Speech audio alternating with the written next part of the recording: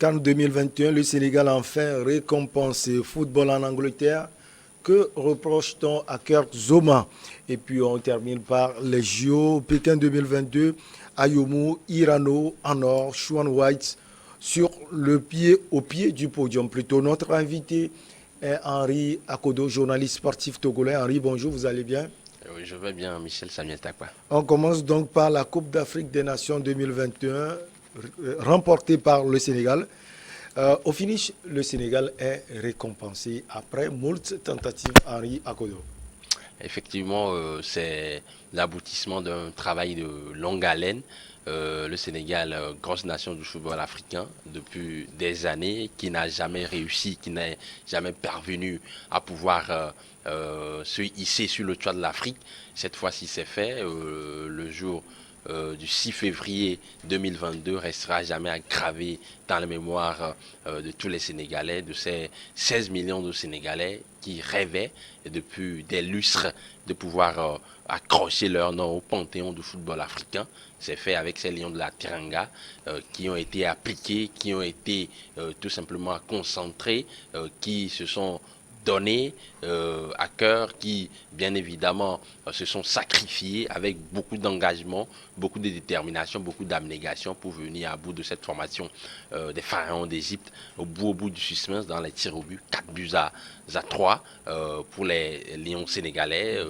C'est pour dire que ça n'a pas été facile après bien évidemment plusieurs tentatives. Les Sénégalais, après 2 finales ratées en 2002 puis en 2019, sont parvenus à être la 15e nation africaine à pouvoir gagner une Coupe d'Afrique des Nations sur les 54. C'est un exploit retentissant pour la bande d'Aliou Cissé qui était attendue au tournant et ils ont répondu contre Vons et Marie. La finale, c'était le dimanche écoulé. Et si on vous dit, Henri Akodo, de faire une analyse de cette finale, que direz-vous? C'était une finale qui était annoncée âpre, ardue, au vu du pédigré de ces deux formations, au vu de leur identité, de leur philosophie de jeu. Le Sénégal, tout ronronnant dès l'entame de la compétition, avec seulement un but marqué sur ces 3 matchs de poule, qui est monté en crescendo, et depuis la phase à élimination directe, cette formation a su quand même tirer son épingle du jeu avec une animation offensive beaucoup plus rayonnante, beaucoup plus bien évidemment remarquable, avec des plus de buts. Et donc, c'était une équipe qui était attendue pour son football offensif dans cette finale, des joueurs, des élites de développement qui vont très vite, à l'image de Sadio Mané et de Ismaël Assar, et donc l'Égypte d'un certain Mohamed Salah qui se reposait bien évidemment sur son joyau rutilant. À part Salah, c'est le désert, excepté Mohamed Trezeguet qui peut sortir quelques rares éclaircies. C'est une formation égyptienne qui est connue par son football pragmatique, son animation défensive hermétique, qui bien évidemment oppose de très belles résistances aux adversaires, mais un peu soporifique dans l'utilisation du ballon. On a vu quasiment ce match-là se résumer à ces deux identités-là que je viens de détailler tout à l'heure. Une formation sénégalaise qui a mis le pied sur l'accélérateur dès l'entame de la partie, avec beaucoup de vitesse dans les couloirs, avec bien évidemment une certaine puissance physique, des ailes de débordement très percutants. Ismaïl Assar qui a apporté de la vitesse, qui a apporté bien évidemment de la profondeur, de la verticalité. C'est un joueur qui affectionne les débordements balle au pied. Il est capable d'éliminer en 1 contre 1. Beaucoup d'insouciance dans son jeu. Bien évidemment, il a alimenté Sadio Mané à plusieurs reprises dans cette entame de partie, mais Sadio Mané ne s'est pas montré à son avantage. La prouve le pénalty raté dès l'entame de la rencontre. En seconde période, les Égyptiens qui étaient étouffés, tantôt en première période, ont su quand même sortir un peu de leur retranchement. Ils s'étaient recroquevillés dans leur camp de base. En seconde période, on a vu quelques rares occasions égyptiennes, mais c'était fait pour mettre en péril, en danger, la défense sénégalaise, qui s'est bien comportée avec à sa tête son patron, Khalidou Koulibaly, qui a fait un tournoi excellent avec son comparse de la ligne défensive Abdou Diallo. À la fin, les séances de et les prolongations, les 2 fois 15 minutes, pour prolonger le suspense dans cette rencontre qui s'annonçait à l'avantage du Sénégal. Mais on a vu une formation égyptienne qui jouait avec ses armes, notamment l'animation défensive, des joueurs qui sont très proches les uns des autres, qui se replacent dans le bloc, qui font des efforts les uns pour les autres, qui étaient combatifs. Ça a dérangé systématiquement les Sénégalais, malgré également quelques fulgurances des entrants sénégalais, notamment Baban Dieng, qui a cadré quasiment toutes ses frappes lorsqu'il est rentré. La finale s'est décidée dans les séances de tir au but. Et à la fin, on a vu une formation sénégalaise qui était beaucoup plus appliquée dans l'exercice technique, mais également psychologique. Et ce but de Sadio Mané, le but salvateur, le tir au but salvateur du natif de Bambali, qui enfin, après avoir raté ce penalty dans le match, s'est remis tout de suite dans le sens de la marche. C'était pas évident de faire abstraction de la pression de tout le peuple sénégalais, du président de la République Macky Sall, qui suivait avec intérêt cette rencontre avec toute sa cohorte. Le Sénégal a réussi à pouvoir tirer son épingle du jeu. C'est tout simplement exceptionnel pour cette grosse nation du football africain. L'erreur, le tard de l'histoire est finalement réparé. Alors, c'était un duel, vous l'aviez dit dans votre développement, entre deux mégastars dans cette rencontre, Mo Salah et Sadio Mané. C'était également un duel entre deux gardiens de classe internationale. De gardiens de classe internationale. D'un côté, on connaît tous Edouard Mendy pour ses arrêts spectaculaires, pour ses arrêts réflexes. C'est un gardien qui est très bon sur la ligne. Il a également eu une bonne relance au niveau des pieds.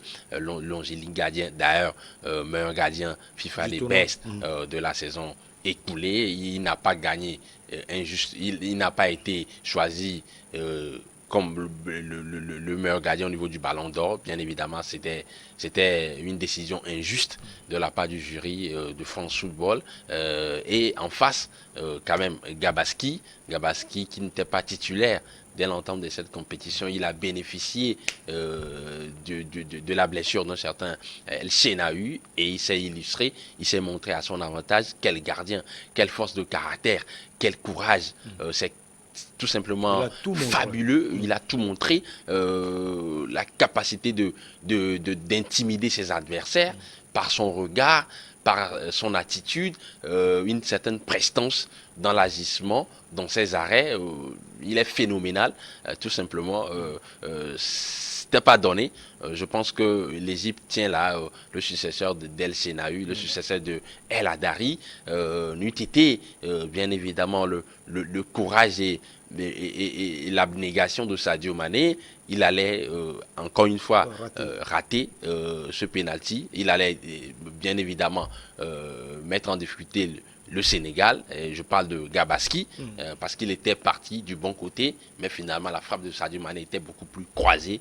C'est dire qu'on a eu droit à deux gardiens de classe mondiale qui se sont affrontés à l'image de Mohamed Salah et de Sadio Mané, qui ont eu à faire des duels dans la rencontre, des duels à distance. Ça s'est tourné à l'avantage de Sadio Mané, puisque Mohamed Salah était sevré de ballon, il était dépourvu de ballon, esselé, peu entouré en attaque. Je parlais tantôt du déficit criard de l'animation offensive égyptienne. Ça s'est illustré par la performance terne, apathique de Mohamed Salah, sevré de ballon. Il peut parfois faire quelques fulgurances, mais cela ne pourrait jamais s'inscrire sur la longue durée si en face vous avez des défenseurs à l'image de Khalidou Koulibaly qui broient tout sur leur passage, si vous avez Abdou Diallo qui coulisse bien pour venir en couverture, si Mohamed Salah n'est pas accompagné dans les actions, même ces raids solitaires ne pourront pas faire gagner le match à l'Égypte. À l'opposé, Sadio Mané a bénéficié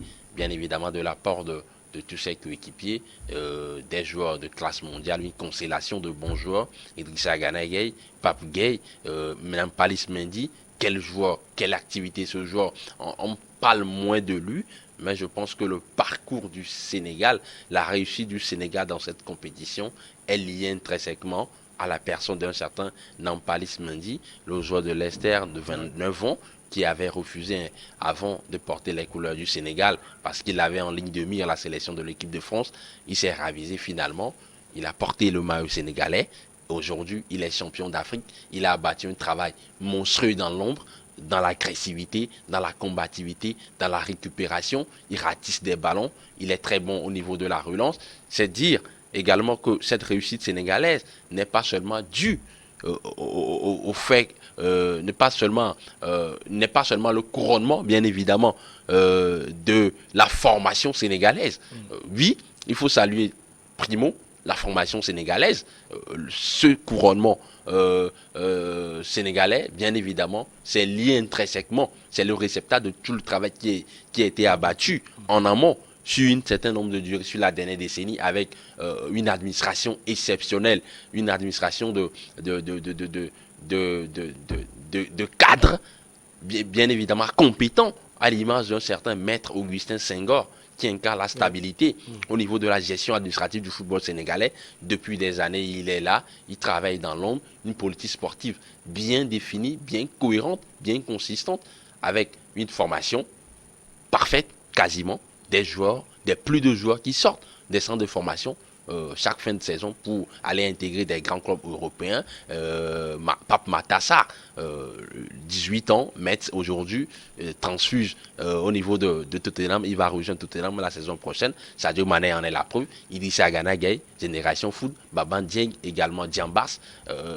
Au-delà de cet aspect-là de la formation, c'est quand même l'apport de cette cohorte de bons joueurs binationaux, parce que les Sénégalais, l'administration a su rassurer ces joueurs-là par rapport à la gestion de l'équipe, par rapport à l'organisation, par rapport à l'écosystème qui autour de cette formation. Ces joueurs ont été rassurés et ils ont décidé, à l'image d'Abdou Diallo, d'eux-mêmes, de venir porter le maillot, la tunique sénégalaise. Moi, j'ai vu un Abdou Diallo exceptionnel dans cette compétition, alors qu'il n'avait que 5 sélections avant le début de la compétition.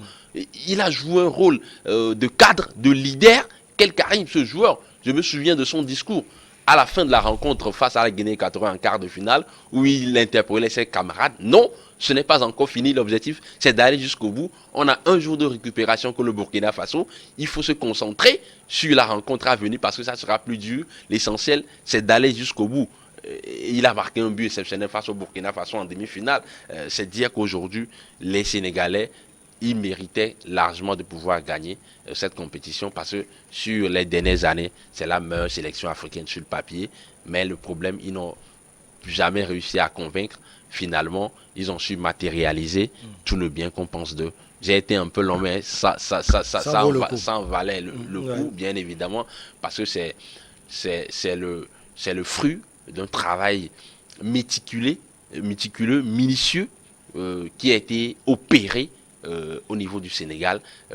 J'aimerais également, pour chuter, saluer également cet esprit patriotique, républicain de ces Sénégalais, de ces hommes politiques sénégalais. Le foot aujourd'hui... J'allais poser cette question, l'accueil au Sénégal. On a vu la jubilation et surtout l'accueil. Et puis on a vu la manière dont la chose a été matérialisée par le chef de l'État sénégalais. Il y avait les opposants, il y avait Ousmane Sanko, il y avait d'autres également qui étaient presque indifférents avec le président de la République. C'était fabuleux. C'était fabuleux, c'était exceptionnel, c'était émouvant pour moi qui est un amoureux de la vie politique sénégalaise. Vous en savez quelque chose.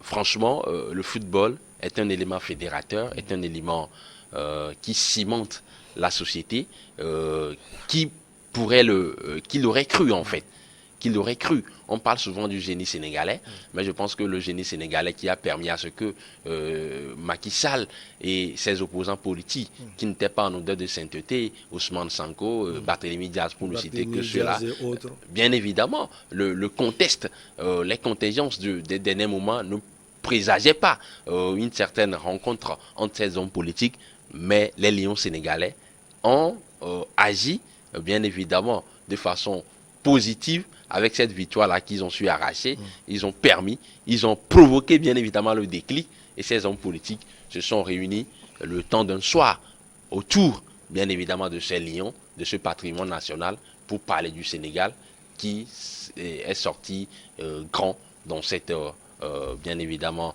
après cette compétition. C'est fabuleux. Le football dépasse. Le football, c'est un sport exceptionnel et je suis fier j'en suis fier de, de, de, de, de, de, l'aspect, l'image qui est donnée. de l'image qui est donnée, de l'image qui est véhiculée après le SAC sénégalais. On va terminer par le Sénégal. Ils ont été récompensés aussi, ces Lions de la Teranga. On parle de 50 millions par personne, 2 terrains. Ils ont été honorés également, médaillés, si on peut le dire, et par le président Macky Sall. C'est exceptionnel encore une fois. Exceptionnel. La reconnaissance de J'allais tout dire un pays. décoré, voilà, le mot est venu. Décoré à l'ordre sacré du Lion. La reconnaissance, elle était attendue, connaissant un peu le président Macky Sall qui avait envoyé en mission ces 28 joueurs sénégalais, et tout le staff sénégalais était 50. À la veille de la compétition, il disait, lorsqu'il les avait reçus au palais, que leur mission c'est d'aller remporter ce trophée pour une fois, parce que les Sénégalais ont tant entendu pendant 60 ans. Ils n'ont jamais eu le temps de pouvoir corriger le tard de l'histoire et c'est fait et ils méritent largement la reconnaissance de toute la patrie, de tout le Sénégal, de toute la nation sénégalaise, décorée à l'ordre du Lion, sacré du Lion, des parcelles de terre à Dakar, mais également bien évidemment à Diamniadio, la nouvelle ville créée là-bas à Dakar. Je pense que ces joueurs-là, aujourd'hui, peuvent être fiers de ce qu'ils ont eu à accomplir. Le Sénégal leur doit tout ça. C'est le minimum possible pour moi. Ces derniers temps, Henri Akodo, on parle de l'affaire Kurt Zouma. On va en Angleterre. Qu'est-ce qu'on reproche à l'ancien défenseur des Blues aujourd'hui chez les Hammers? Oui, une vidéo qui est devenue virale sur Internet. Dans cette vidéo, on aperçoit Kurt Zouma en train de bastonner, de violenter, de fouetter quasiment ces animaux de compagnie, notamment ces chats, avec une certaine violence inouïe. Absurde bien évidemment, et quand on sait le message que cela véhicule, cette façon de traiter les animaux, ce que ça véhicule, c'est quasiment inacceptable et cela a suscité le tollé général sur la toile dans le monde entier, et les voix se sont levées pour dénoncer ce traitement qui paraît bien évidemment qui est dégradant de la part de Kurt Zouma, qui est un exemple. En tant que joueur, on a des responsabilités. Il ne doit pas s'adonner à ces actes ignobles, même si ce sont des animaux. Ce n'est pas bien de pouvoir fouetter, de pouvoir violenter ces espèces-là. Et aujourd'hui, il apprend à ses dépens, sanctionné, hué d'abord par les internautes, hué par les associations de défense des animaux, bien évidemment par le Didier Deschamps également qui est intervenu, qui a condamné cet acte-là. On attendait une réaction de son club. La réaction était un peu timide dès le départ, puisqu'il y avait un match dans la soirée, là, il a été aligné titulaire. David Moïse disait qu'il n'avait pas le choix parce que c'est l'un de ses meilleurs joueurs. Mais derrière, le coach anglais a reconnu qu'il a commis un acte répréhensible et il a été tout simplement sanctionné, écopé d'une amende de 300 000 euros, équivalent à 2 semaines de salaire. C'est assez colossal pour Kurt Zouma, qui est en train de vivre des moments de tourmente. Je pense qu'il doit pouvoir prendre conscience de cet acte répréhensible qu'il a eu à commettre. C'est ça. Lui a été retiré. Absolument, la garde de ces chats lui a été retirée. Il y a des voix également qui se lèvent pour qu'il puisse être, pour que son contrat soit résilié au niveau de West Ham. Pour le moment, on n'en est pas encore là. Le vestiaire également qui est divisé à cause de Kurt Zouma. Beaucoup de problèmes autour de défenseurs internationaux français. On sélectionne un but qui, bien évidemment, est en train de traverser des zones de turbulence en ce moment. Allez, la vidéo a été prise par son petit frère. Ouais. Pourquoi il l'a mis sur les réseaux sociaux, le frangin de Kurt Zouma? C'est c'est la marque d'irresponsabilité. On est pris dans l'euphorie, de la violence, l'excès de la suffisance. Tous ces aspects-là qui font aujourd'hui que les jeunes joueurs, les jeunes footballeurs qui ont de l'argent, se croient tout permis.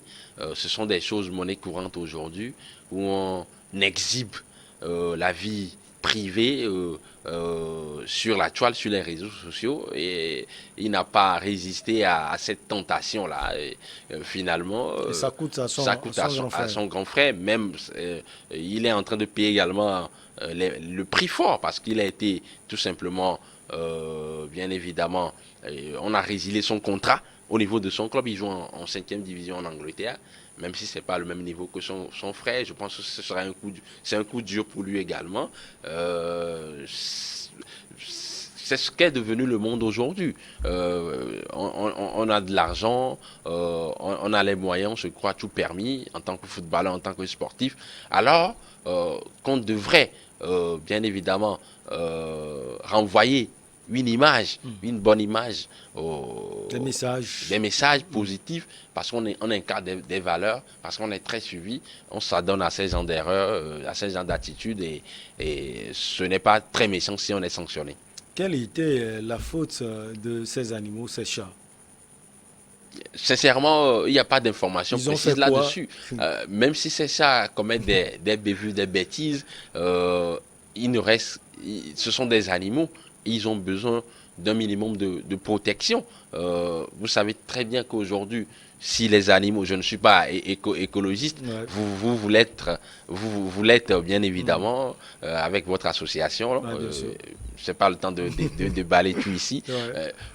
Vous savez très bien que si on enlève aujourd'hui, si les animaux de notre écosystème, c'est le bordel. Ce sera véritablement une catastrophe naturelle. Et donc ces animaux-là ont besoin de protection.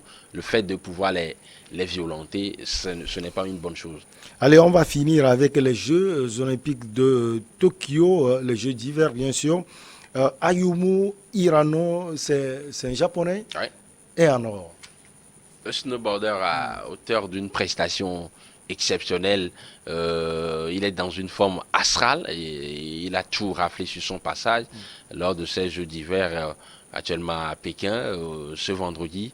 Son nom est gravé à jamais dans l'histoire du snowboard international. C'était pas évident pour lui parce qu'il a connu une préparation assez compliquée. Petit de taille, 1m55. C'est pas quand même fameux, mais il a réussi quand même à hisser son nom dans le panthéon des snowboarders. C'est un trip-cop qu'il a réalisé et c'est formidable. Alors, Shaw White, lui, il est sur le podium, deuxième ou troisième? Ouais. Le deuxième. Il est deuxième, le champion de tous les temps. Le champion est relégué Bien à la évidemment, deuxième place. relégué à la deuxième place, c'est dire que le courage, l'abnégation, le travail bien fait, la détermination, le sens de la responsabilité, le sens d'écrire l'histoire, a parlé pour Ayumu Haruno, alors que derrière Sean Bott, il était dans son confort. Et quand vous êtes dans votre confort, parfois vous êtes secoué par les petits, par les gamins. C'est dire aujourd'hui que le sport, c'est une activité continue, une activité permanente. Lorsque vous refusez, lorsque vous résignez à enchaîner les efforts à haute intensité, vous ne devez pas être surpris si derrière des jeunes loups viennent vous ravir la vedette. Ces jeux d'hiver sont aussi des jeux empreintes de diplomatie, Henri Akodo. C'est que vous pouvez maîtriser un peu les exercices. On a vu lors de la cérémonie d'ouverture le président russe qui était là, alors que les présidents occidentaux étaient absents. Exactement, ces Jeux olympiques se déroulent en Chine, à Pékin. Si le président russe se déplace, c'est de bonne guerre, bien évidemment. On connaît les liens forts qui lient l'axe Pékin-Moscou depuis des lustres. Et donc aujourd'hui, si ces chefs d'État occidentaux ne sont pas venus à ces Jeux olympiques d'hiver au niveau de Pékin, c'est un camouflet pour eux, évidemment, parce que c'est une occasion pour Vladimir Poutine de pouvoir consolider davantage les liens d'amitié, les liens de fraternité, bien évidemment, mais des liens économiques qu'ils entretiennent avec la nation chinoise. Ce sont deux pays qui ont un destin, bien évidemment, commun, malgré quelques bruits des fois. Malgré quelques bruits des fois, et c'est quand même de bonnes guerres, si d'aventure ils profitent de ce sport-là, de cette grande compétition olympique, de ces Olympiades, pour afficher encore une fois leur rayonnement sur le landerneau politique internationale. Parlant de liens, vous avez également un lien étroit avec New World TV. Merci infini à vous parce que chaque vendredi, vous êtes là pour nous servir. C'est toujours un plaisir de vous avoir en réalité. C'est moi, Michel. Allez, on marque la pause pour le journal et derrière, on reçoit nos invités pour l'émission Regard Croisé.